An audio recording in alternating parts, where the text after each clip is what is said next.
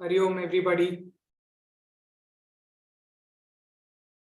Bhartiji, you are on mute, but I heard you saying Hari Om. Hari Om. And I'm audible, correct? Sure. Yes, yes. Hari Om, Deepak. Hari Om, Amarinder. Hari Om. Hari Om, everyone. Welcome to this very special... Hi, Hari Om. Nilanjan here. Hello, Hari Om, Nilanjan. Welcome, everyone, to this very special session, webinar on a very innovative course that is being launched under the aegis of Vedanta Wisdom Trust.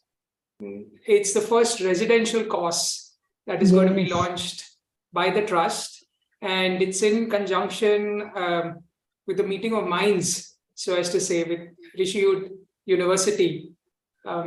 And we are really grateful, delighted to be joined by the two forces behind the two institutions, the Vedanta Wisdom Trust and Rishihood University.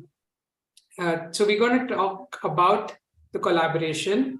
We'll have Sahil Agarwal from Rishihood University talk about his vision for the university, and Dr. Janki Santok or Janki ji talk about her views on this collaboration and her vision for this course.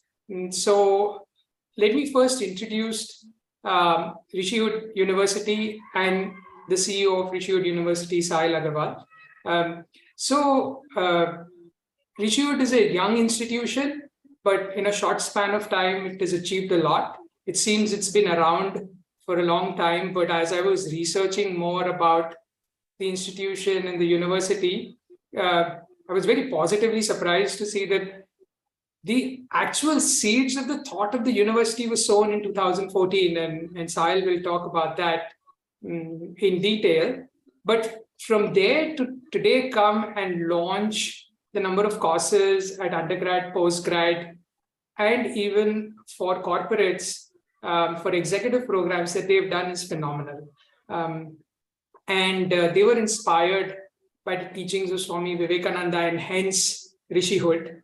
They have a campus which is located around an hour and a half from North Delhi, close to Sonipat. And I'm sure Sahil is going to talk more about that.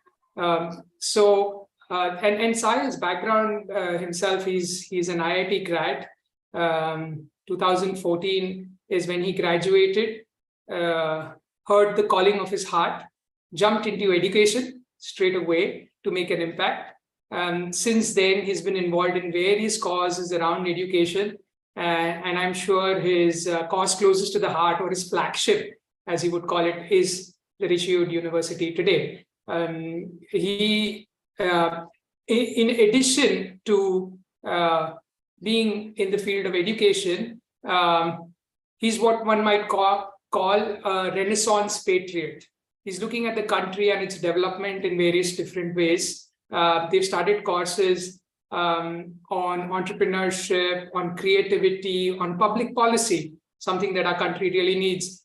And why this multi-dimensional pedagogy, he's trying to get it all together for the development of the human being and by extension, the development of the country. What's also very interesting about them is they have the passion, but they also have a very long-term vision. If you go to their website, you'll see that they have a plan in decades, talking about up to 2090, what they want to achieve. And talking about decades, we all know that Janki ji has been propagating the cause of Vedanta as a student and a teacher over the last 3 decades. Most of us on this webinar today would know her really well. But for those who do not, there's a very brief introduction before I throw the stage open for Sahil to come in. She has been a teacher for the last 30 years. She conducts regular classes on the subject of Vedanta. She, in all senses, is propagating the cause as a service by the writing books, through lectures, corporate programs. But if one might say, the service area that's closest to her heart is teaching her students. And therefore, this first program, Diploma in Vedanta and Leadership, is something that I'm sure she's really looking forward to talk to and answer questions on. So without any further ado, would invite Sahil to take the stage. Thank you so much, Deepak ji. You've made my job very easy by giving such a elaborate and a very generous introduction of me as well as of Rishihood University.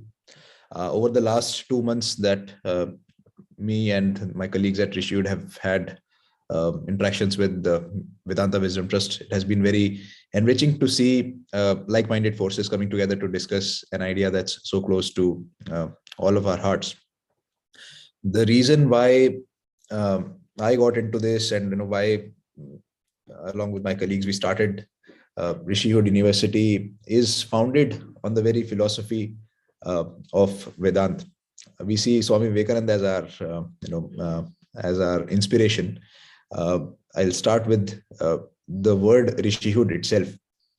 So Rishihood is the state of being a Rishi, just like childhood, motherhood, Rishihood. And this is a phrase that was coined by Swamiji during some of his lectures. So Kailash is saying that there is no voice. Can others hear me? Okay. So Kailash, please recheck your audio.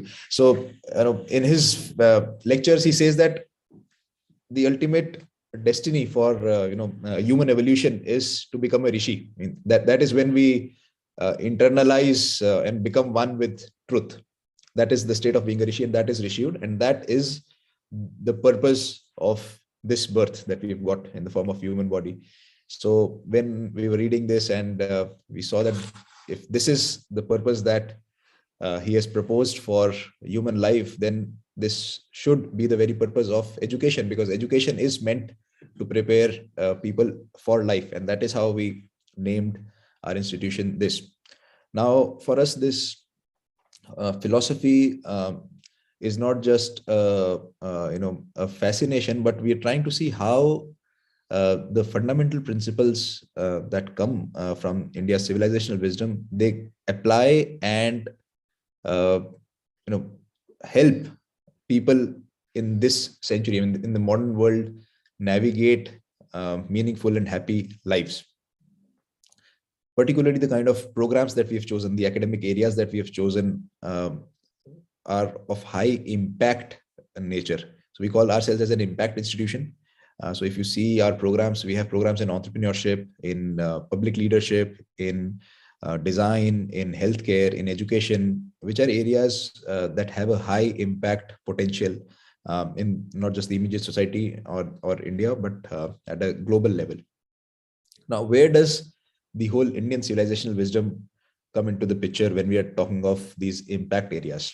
We feel that there is a high degree of correlation and requirement of the Indian philosophy to come at the forefront. There are some grand challenges, we call them the global grand challenges that the world is facing. I'll name 4 of them, and we'll try to understand how fundamental principles from India's knowledge heritage can guide the future. So if you look at one of the biggest crises that the world is facing today is that of the ecology. There is an environmental degradation because of human actions, and it has become kind of man versus nature. On one hand, our ease of living, our standard of living has been constantly going up. On the other hand, the planet's health is constantly going down. So there is a paradox between our development and the planet's capacity to accommodate our development. That's number 1. Second is we see a lot of wealth creation. Parallel to this wealth creation, there is so much of inequality that is rising. So there is more wealth and more inequality. That's another paradox. Third is the world's population is constantly on the rise. Now we are 8 billion people, and India is, by some estimates, the largest population in the world now. The more and more people there are in the world, the more and more loneliness is there. So that's another very interesting paradox of the modern society. And the fourth is humans have an unparalleled capacity to innovate now, technological innovation. We have not had a better time of technological innovation in our history. And we have reached a stage when the human itself is feeling endangered by that technology. So this is the fourth paradox. And these are some of the challenges that we are facing at a very grand scale. Now, how does the Indian civilizational wisdom look at our relation with the world? And how can it address the problem of ecology? Because I'm assuming that all of us have some background or interest in Indian philosophy. We would be intuitively finding answers within our minds that if the dominant view of how we should handle climate change and sustainability came from India, how different it would have been. Similarly, in the example of population and loneliness, how is our relations, how are our relations with others, and how we seek happiness with others and within ourselves? That is very different from the way say a Western mind seeks happiness, because that's a very material driven happiness. And now we also see how these challenges are interrelated to each other. If we seek happiness from the material, we'll always be bound to consume more and more from the planet, which will lead to the ecological challenge. And for that, we would be bound to create more and more wealth, which will lead to the economic challenge. So these are, and for that, we would want to do more and more innovation to make our wealth creation easier, and it will lead to the technological challenge. So the challenges that we have are interrelated, and the solutions, if not completely and only in the Indian civilization wisdom, I think it has a major role to play, and it has not yet started contributing to solving the challenges of the future. And that is what inspires us at Rishihood University. How can we unlock the potential of this knowledge for a youth, an aspirational, bright youth today, and give them not just the confidence, but the tools and the perspectives to make a meaningful change in the lives of others, while having the internal realization and exploration of truth. And that for us is Rishihood, and we feel that this must become a core ingredient of our education system. So in order to have this foundational understanding of what I am, what is the worldview or the perspective that I come from, and how can I use that to refine my own understanding and become more and more joyful. I think that's one of the reasons why I find this discussion that we're having with Vedanta Wisdom Trust and the program that we've designed together very meaningful. And it's a privilege to be part of this whole program. And with that, I'll like to like Deepak ji to take back the mic and continue the conversation. Thank you so much, Sahil. Thanks for also touching upon a few points of note over here. The planet's sustainability, the sustainability of us as human beings, and how can we find joy in all that we are doing. As you were speaking, a thought came to my mind. There are the three states of consciousness, and via our fortunate proximity to the knowledge via Janki-ji, we have a combination of teacher, text, intuition. You're actually bringing the fourth T into the picture, the fourth state of consciousness, if one may say that, which is the terrain.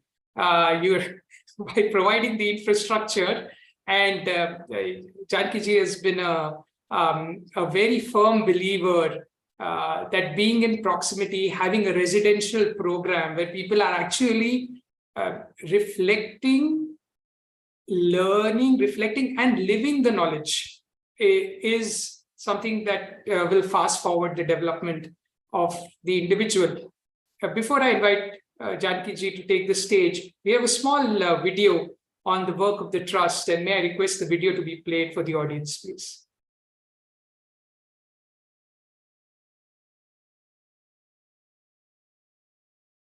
Life today poses challenges at various levels.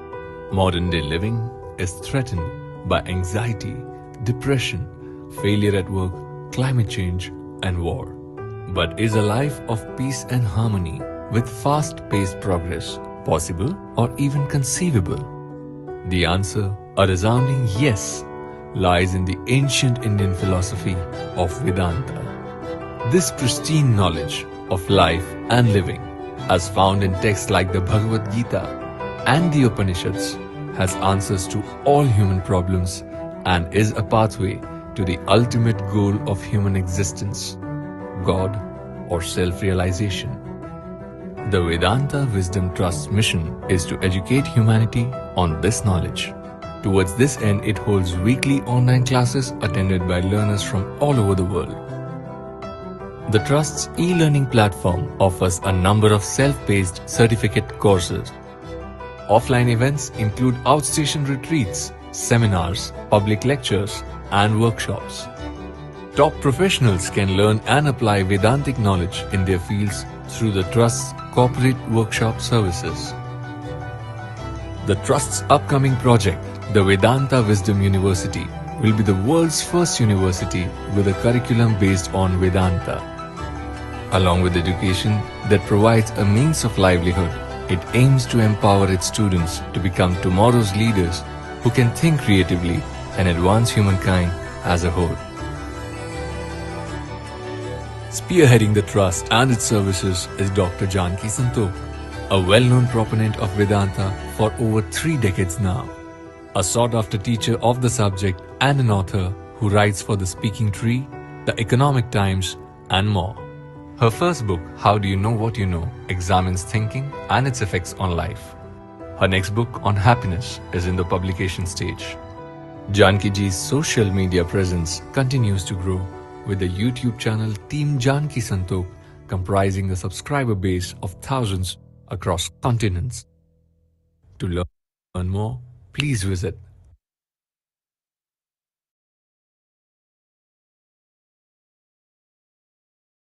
Thank you. As anyone who's seen the video would very quickly connect with the fact that the style of Janki Ji in terms of her teaching is very interactive. Sahil spoke about the joy of learning, and anyone who's attended any of Janki Ji's classes, whether it's her regular classes or even if it's a self-paced learning through the learning management system or her corporate programs, or her public lectures, finds a certain clarity within themselves. And this is done in a style that is really interactive. So in that spirit, if anyone has questions about this forthcoming course or a question in general about any of the 2 institutions, then please use the chat feature on Zoom. Think about your questions, post it there, and we'll leave some time at the end for question and answers. And on that note, may I please request Janki Ji to take the stage. Thank you, Deepak. Thank you to all of Rishihood University also for getting together with us and doing this program. As you know, we are now starting this course in August. It's called Vedanta in Leadership. So first, I guess we should talk a little bit about what is Vedanta. Vedanta, as many of you all know, comes from 2 Sanskrit words, Veda and Anta. The Upanishads form the last part of the Vedas. They teach us the philosophy of life. Since these Upanishads come at the end of the Vedas, another name for them is Vedanta, Vedanta. There's also a pun on this word because literally translated, Vedanta means Veda means end, and as Veda means knowledge, and Anta means end. So the end of knowledge. What does that even mean? How do you mean end of knowledge? There can't be any end to knowledge. It's like the horizon. Tennyson says it's like the horizon. So why end of knowledge? End because whatever we study, the end result of that has to be clarity about the reality. You must be able to see things for what they are. That is called clarity of thought. And any subject you study has to eventually lead to that. Vedanta is a direct means to do that. Okay, so it's a sort of pun on the word saying this is a knowledge that will give us clarity. Clarity on what? On life, on the laws that govern life. And if we understand those laws, we are never going to be shocked by what happens because you understood the laws. If you understand, for instance, that you apply heat to water, it will boil. Every time it boils, you don't start getting shocked. Oh my God, the water is boiling. Because you understood the law. You apply heat, the water will boil. So once you understood these laws, you understand what's going on. And when you understand what's going on, you achieve both tranquility within and success outside. You also become capable of being able to harness the power of others. Individually, we are very little. What can we do? And yet, if we all harness our power together, we can achieve anything. Just imagine the great pyramids of Giza. How did they do that? Or even today, when a spaceship goes into the outer space, how do they do that? No single human being can put a spaceship into space. And yet, together we can. So the quality of leadership is our capacity to be able to get that happening. And so Vedanta teaches us how to do that because it explains the laws of life. Hence, we're going to be studying Vedanta in leadership. And when you study that, when you understand that, what actually happens is you become in control of your own mind. You can't control your mind by brute force. I'm sure you've all tried that at various times to tell yourself, I won't do this or I will do that. It doesn't happen. One chocolate cake in front of us and all our great New Year resolutions have disappeared. So you can't control by brute force. You control by understanding. That's why Vivekananda says, conquer the mind, you conquer the world. If you have that understanding, your mind is under control, you'll be able to deal with the world. Don't worry about it. That is the great power of Vedanta. So how are we going to, if one does this course, means if one studies Vedanta, what do we expect will happen? First and foremost, as was already covered, you get to understand yourself. You know what you are about. Because you cannot control, you cannot direct something you don't understand. So understand what you're about. And then you become more disciplined, more healthy, achieve more loving, and most of all, learn to work with clarity and a vision. So we hope to make visionary leaders, not just like, oh, I'm a leader because I can make more money than you. Not like that. But somebody who can do something useful. And therefore get everything else. Like J.R.D. Tata, for instance. He did many useful things. And therefore, Tata Empire became what it became. It's not simply about what is your turnover, what are you in the rankings. Life is not about that. But it's being able to be a productive person in your society and to be joyful, tranquil, cheerful within. And most of all, what it will do for you is set you on a lifelong journey of self-development, self-improvement, self-education. Because education is not something that's static and it gets over it sometimes. It doesn't work like that. All our life, we will have to constantly upgrade ourselves.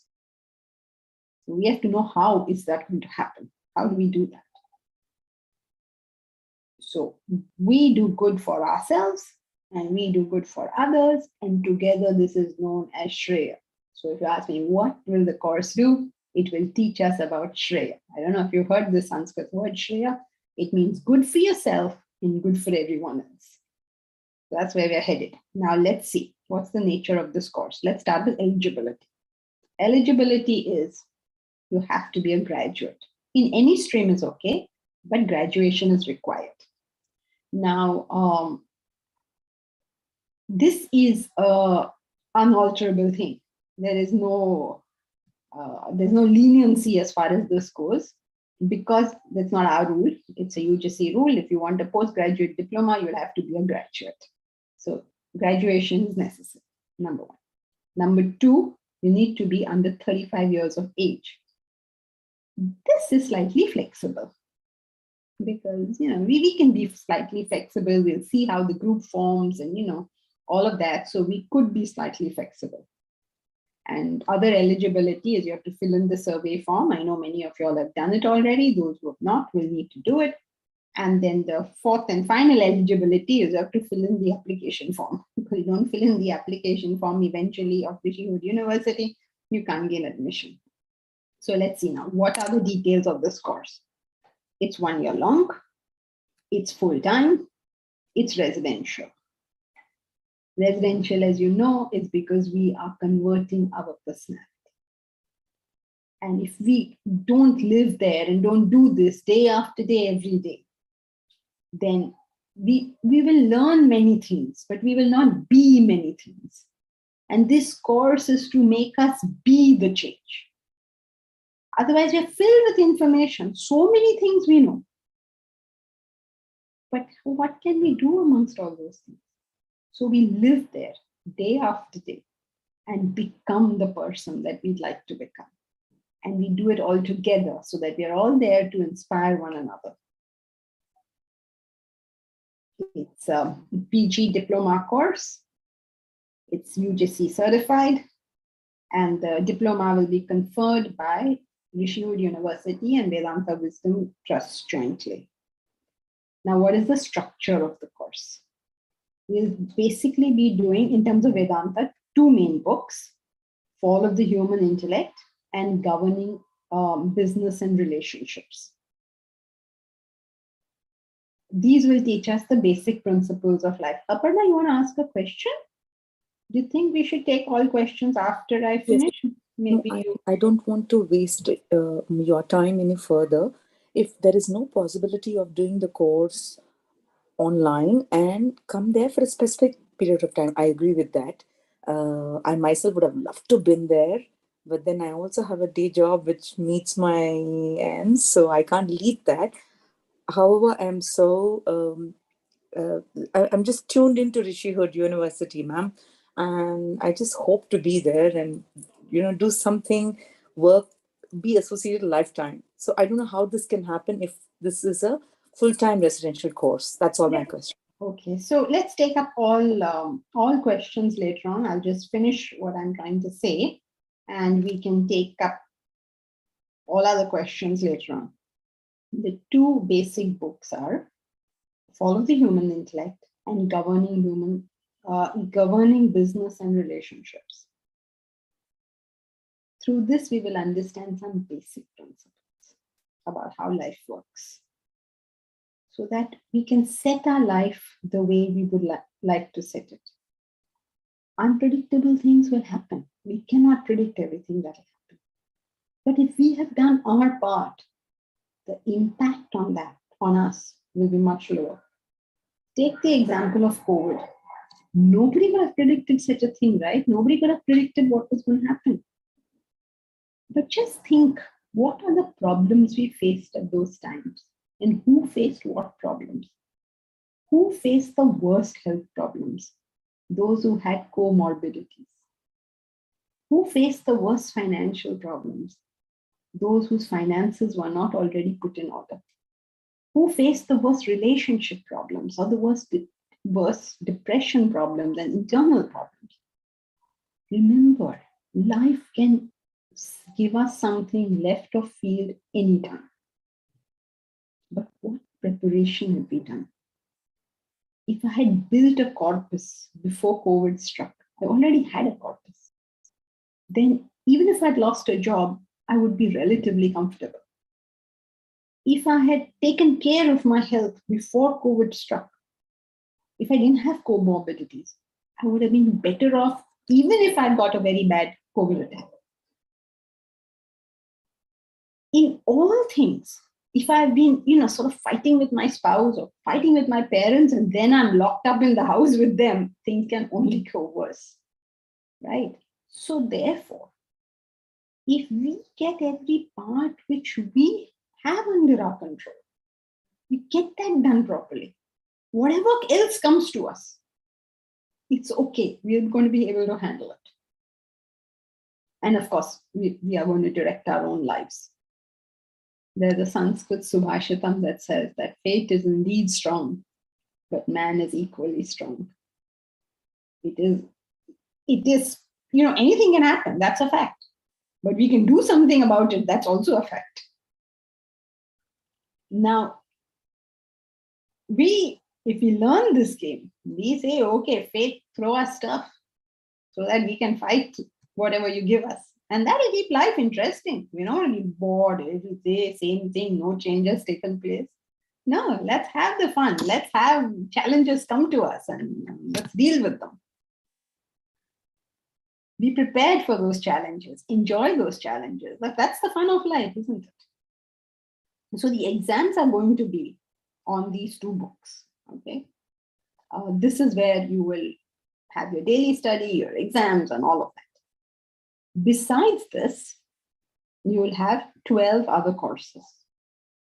And it's not like a timetable you're following. I will tell you how the schedule of the day runs. But each course will be for 1 month. And you've got 12 months, right? It's a 1-year course, so 12 months. Each course will be for 1 month. We'll do a couple of hours on that every single day. Classes on that every single day. We hope that at the end of the 1 month, you actually know that subject really well. So for instance, if it's Sanskrit, when you've done it every single day, you know it really well. Okay, so we'll have 12 such other courses. What courses? Some of them are things we'd like you to know, such as Sanskrit, such as handling your personal finances. So many people make so much money and they're poor. It's an amazing thing. You think of somebody like Vijay Mallya, how much money he have made, but now he's in debt, right? So how to handle your personal finance is a very important part of how you live life. You must know how to do cooking and how to take care of your body. You cannot say that, I don't know how to cook, I don't know how to do this, I don't know how to do that. No, you have to know this, because what food goes into our body will determine how healthy you're going to be. How good this body is going to be is going to determine whether you can work or not. What are you going to achieve in life if the body is not working? So there's some things like that we'd like you to know. We'd like you to know, be exposed to our culture. We'd like you to know something about English literature and how it is talking about the same laws of Vedanta. Since these laws are true for all people at all times, other people in the world have also found these laws and put it across beautifully, like Wordsworth or Shakespeare or something like that. So you'll have some exposure to that. Then you learn the symbolism of all our epics and things like that. And of course, clearer thinking, because you need a month to just study how to think in a disciplined manner. So all these various things will be there. Besides that, we would also be doing what you would like to learn. This is sort of tied into a concept called Swadharma. Swadharma means your nature. Whatever you choose to do in your life after this course has to be in alignment to the person you are. So during the course of the program, you should be able to find out what is your nature, what is your goal, what are the projects you're going to be doing in that, and you will be mentored through those things. Because we want this to be something that really deals with life. Not, we're not just learning something and then, that's the end of the matter. We're going to do something self-transforming. So in your Swadharma, you will get education in that particular thing, mentoring in that particular thing, your coursework, your project work will be in that particular thing. So some of these courses will be things like that, which you would want to do because that is your particular nature. So once we have the group ready, we will see what, how to give everybody what they need. So we're going to have a small batch size, maybe 30 people, and everybody should be themselves and flower in that thing. So whatever it requires to do that. So we'll organize special stuff for whatever your needs are. Every single day, we will follow a schedule. It starts, I'm sorry to tell you, early in the morning at 4:35, where you will get up and study. Then you will have yoga, you will have sports, you have breakfast and bath and all, come to class, which is your Vedanta class. Then you have a couple of hours for the other courses that I was mentioning, which are the 1 month long ones. Have lunch, rest a little, get up and reflect again. You have plenty of time for reflection. There's group discussions, plenty of time to think by yourself and to think with other people, so that this knowledge becomes us. It has to seep into us. There'll be a certain amount of devotional music and of course the coursework based on each one's individual nature. So you can see the whole day is how the human life should really be lived in such a way that we become achievers, but without the heart attack, without the lifestyle ailments, without this cholesterol and blood pressure. No, we don't want all that. We want to be high achievers, joyful, healthy, with good relationships. You want it all, right? You don't want to have, oh, I've achieved something, but my marriage is broken, or my marriage is great, but I made no money, or I made a lot of money, but my health is now gone. I earned so much money, which now I have completely spent in trying to get healthy again. We don't want all these things. So how to live the day, day after day, so that we actually live it like that. We're going to live our life after the course like this. So we are just going to form the habit while the course is on. And therefore, again, I'm sorry to tell you, there will not be any holidays and vacations. We will do it continuously for 12 months. But if you feel, oh my God, I'm going to be cooped up, I'm going to be locked up. Well, Rishihood University is a beautiful place. It's a big place. Don't worry. It's not a room. It's a university campus of over 25 acres. So please don't worry about it.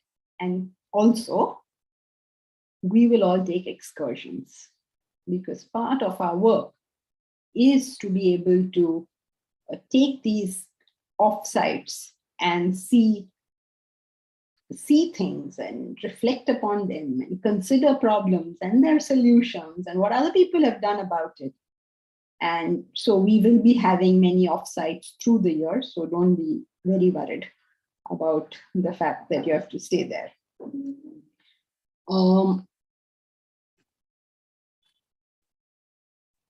Now, what will you do after the course? I think I've already covered whatever your Swadharma is.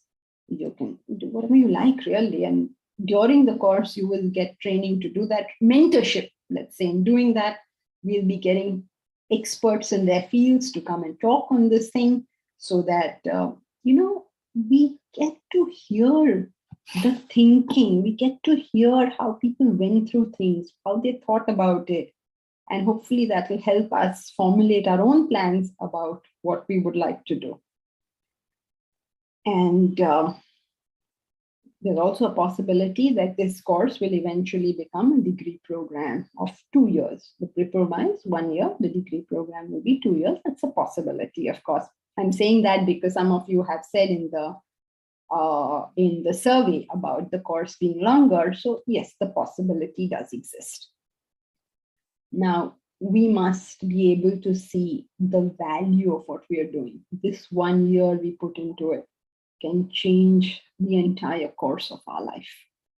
So if you think that I'm doing this, I'm doing that, you might want to consider what is so useful or what is so urgent that you don't want to gain the knowledge that will make life, the rest of life, all of life after that, much, much better.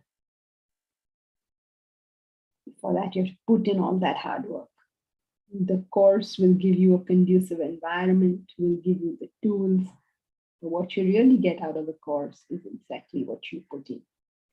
The amount of effort we put in, the amount of understanding we have of the importance of what we're about to launch will determine what the outcome is. And all that effort will result in what? It will result in clarity of thought and vision, meaning originality of thought. You don't have to do what everybody did. You can blaze your own way. So you have clarity and originality of thought. You have mental well-being and good relationships. You have dynamic and effective actions. And you have health, of course, because we did this every day. So this is about the course. What are the fees of the course? It is an all-inclusive, inclusive boarding, lodging, yoga, sports, tuition, books, means textbooks, excursions, including overnight ones. All of it would be around 6 lakhs per annum. And yes, there are scholarships for it too, which you will need to apply for, and let us know whether you want full scholarship, partial scholarship, whatever you want. But yes, we will do some scholarship for deserving candidates. Now you may say, who's a deserving candidate? Then I can only quote the Bhagavad Gita. It gives the deserving candidates qualities. He says, prostration, questioning, and service. Prostration means you have value for what you're about to do. You have devotion for it, means you have value for it, you love it, you understand the vision. Questioning means you don't accept things blindly just because you love it. You really think about these things and therefore question them. And finally, your attitude is one of service. That means you would like to do good for this world. So if you have all this, then you become a deserving candidate for joining the course, for getting the scholarship, whatever it takes. Now you may say, what are my next steps? What am I supposed to do now? Well, if you haven't filled the first survey, fill it. If you went after you fill the survey and there's some basic examination, you will receive the application form. Fill it. In the application form will be a question about your scholarship, so let us know. And if you want to do any, sort of understand some of this before you come to the course, which would really be a good thing, there is a course on the LMS on the website called Vedanta Foundation course. You may want to have a look at that course. And it'll be nice if you knew that. It's not necessary, but it'll be nice for you to sort of know that before you come in, or alternatively, you can even attend the classes which are on. Some background would be helpful, but not mandatory, just be helpful. Now, if you want to connect with me after this program, and you can connect with me through the website, so just send us a mail, I'll answer it. And now I hand it back to Deepak. Thank you so much, Janki-ji. As Janki-ji mentioned, 3 qualities of a perfect student. the central theme or the fulcrum of that was questioning. So let's have questions from anyone who wants to know more. Both Sahil and Janki-ji are here to answer the questions, so you can hear it from the source. And Aparna, maybe you can take the lead. You had a couple of points, so maybe we'll start with you. And it'll be nice if whoever speaks puts their video on so that we can also see you.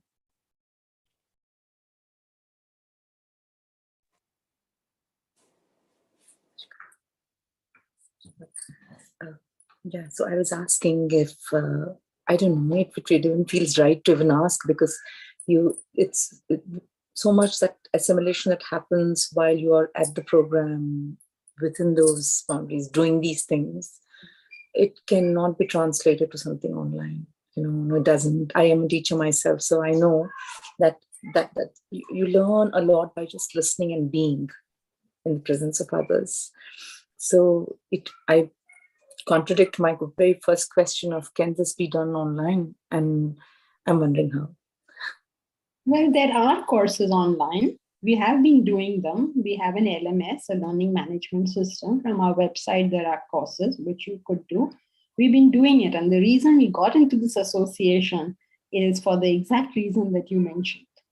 That if you want to take this forward and become those people, you will learn it. The information of it is not very difficult. But if you want to be that person, then it's good if we all get together, live together, and do it all together. Yeah, Satsanga, absolutely. Thank you.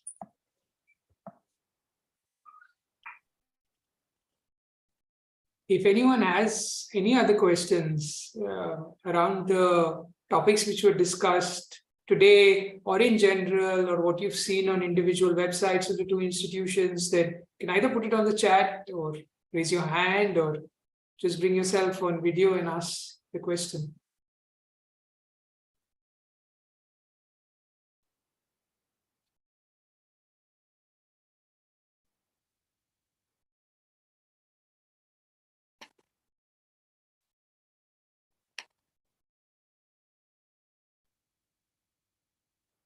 I don't know what no questions means. Is everything clear or nothing is clear? Which one is it?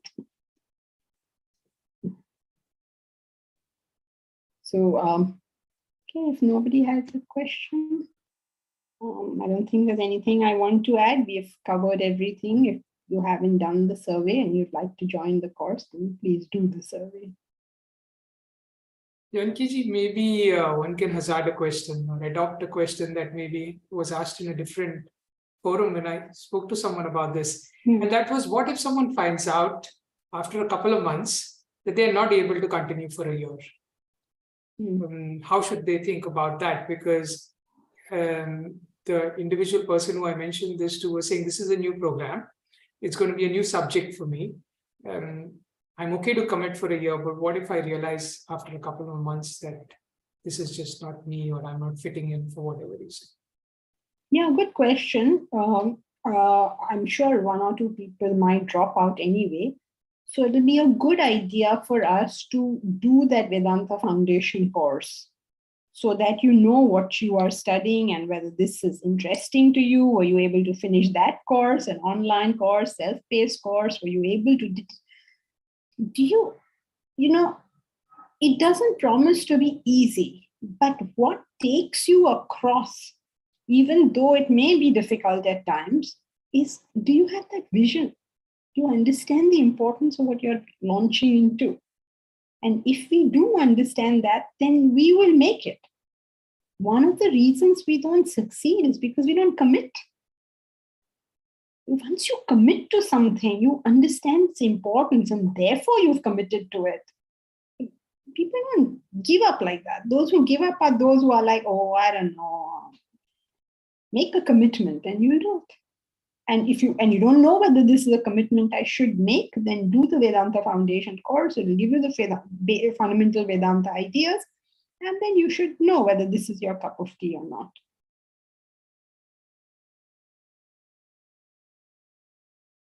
Thank you, Janki-ji. If there are no further questions, then it's incumbent on me to thank the two speakers for today for sharing so much of their perspectives around this cause. So thank you so much, Sahil. Thank you so much, Janki-ji. May we have many more interactions like this over the course of years. And as we see on Rishihood's website, they're talking in decades. So maybe we have many more interaction over decades on many such courses. So thank you everyone who participated today. Sahil and Janki-ji both are firm believers in communication. So if anyone has any question at a point of time, there are various means to get in touch. There was a slide about, so this is about the program, and Mahesh, if we could also have our website It's there at the bottom. Oh, all right. Okay. Sorry, not showing on my screen for some reason. So yes, there is the website and the number. So if anyone wants to get in touch, you can rest assured there will be a very prompt response. So thank you everyone for participating today. Thank you, Deepak. Hari Om. Hari Om, thank you. Thank you. Thank you.